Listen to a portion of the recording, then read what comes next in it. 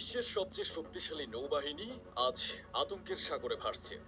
America ভেবেছিল তাদের পঞ্চম নৌবহর বা ফিফথ ফ্লিট দিয়ে তারা মধ্যপ্রাচ্য শাসন করবে, কিন্তু রাশিয়া ও ইরান মিলে তাদের সেই স্বপ্ন চুরমার করে দিল।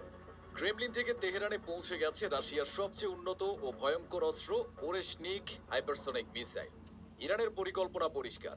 পারস্য উপসাগর এবং লোহিত সাগরে ভাসমান আমেরিকার প্রতিটি জাহাজকে তারা সাগরের তলায় পাঠিয়ে দেবে। ইসরায়েল এবং আমেরিকার নৌশক্তি আজ এক মহা বিপর্যয়ের মুখে। রাশিয়ার এই মারণাস্ত্র হাতে পেয়ে ইরান এখন অপ্রতিরোধ্য। আমেরিকার গর্বের প্রতীক বিমানবাহী রণতরীগুলো এখন ইরানের মিসাইলের নিশানায় বন্দী এক একটি ভাসমান কফিন ছাড়া আর কিছুই নয়। আজকের ভিডিওতে আমরা দেখব কিভাবে রাশিয়ার প্রযুক্তি এবং ইরানের সাহস মিলে আমেরিকার নৌবহরের কবর রচনা করছে। আমরা উন্মোচন করব ওরেশনিক মিসাইলের সেই বিধ্বংসী ক্ষমতার কথা যা পেন্টাগনের ঘুম হারাম করে দিয়েছে।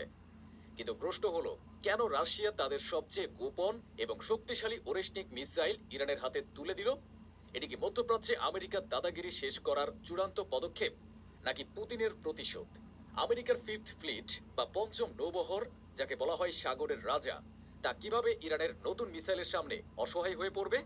পেন্টাগনের হাতে কি এর কোনো জবাব আছে, নাকি তারা কেবল তাকিয়ে দেখবে তাদের পরাজয়? ওরেশনিক মিসাইলের হাইপারসনিক গতি এবং বিধ্বংসী ক্ষমতা কি লোহিত সাগর এবং পারস্য উপসাগরকে আমেরিকার জন্য মৃত্যু ফাঁদে পরিণত করবে? ইসরায়েলের নৌবাহিনী কি এর আঘাত থেকে বাঁচতে পারবে?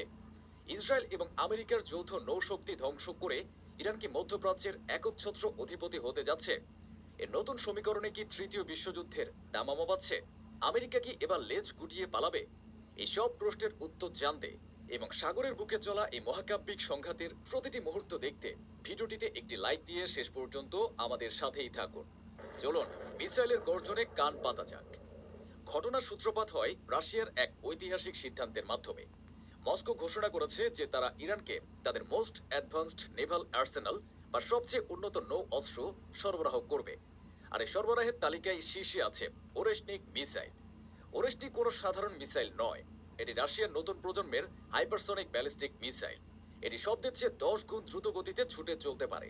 এর বিশেষত্ব হলো এটি বায়ুমণ্ডলের স্তর দিয়ে সাপের মতো এঁকে বেঁকে চলে যায়, যার ফলে কোনো রাডার এর গতিপথ বুঝতে পারে না। রাশিয়া কেন ইরানকে এই অস্ত্র দিল? কারণ ইউক্রেন যুদ্ধে আমেরিকা রাশিয়ার বিরুদ্ধে দাঁড়িয়েছে, তাই রাশিয়া এখন আমেরিকার শত্রুদের শক্তিশালী করছে। পুতিন জানে ইরানের হাতে এই মিসাইল থাকা মানে আমেরিকার ঘাড়ে নিঃশ্বাস ফেলা। আমেরিকার পঞ্চম নৌবহর বা ফিফথ ফ্লিট বাহরাইনে ঘাঁটি গেড়ে বসে আছে। এখান থেকে তারা পুরো মধ্যপ্রাচ্য, পারস্য উপসাগর এবং লোহিত সাগর নিয়ন্ত্রণ করে।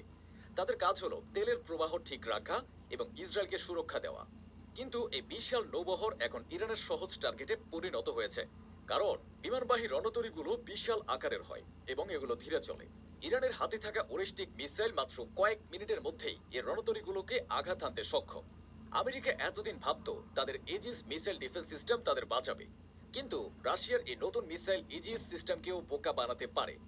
আমেরিকা বুঝতে পারছে তাদের সাগরের দুর্গ এখন বালির বাঁধের মতো ধসে পড়তে পারে। তবে আমেরিকার ফিফথ ফ্লিটের জন্য বিপদ শুধু আকাশ থেকে আসছে না, আসছে সাগরের বুক চিরেও। গোয়েন্দা সূত্র বলছে রাশিয়া ইরানকে শুধু ওরেশনিক মিসাইলই দেয়নি, তারা শিখিয়েছে এক অভিনব রণকৌশল, সোয়ার্মিং ড্রোন অ্যাটাক। ইরান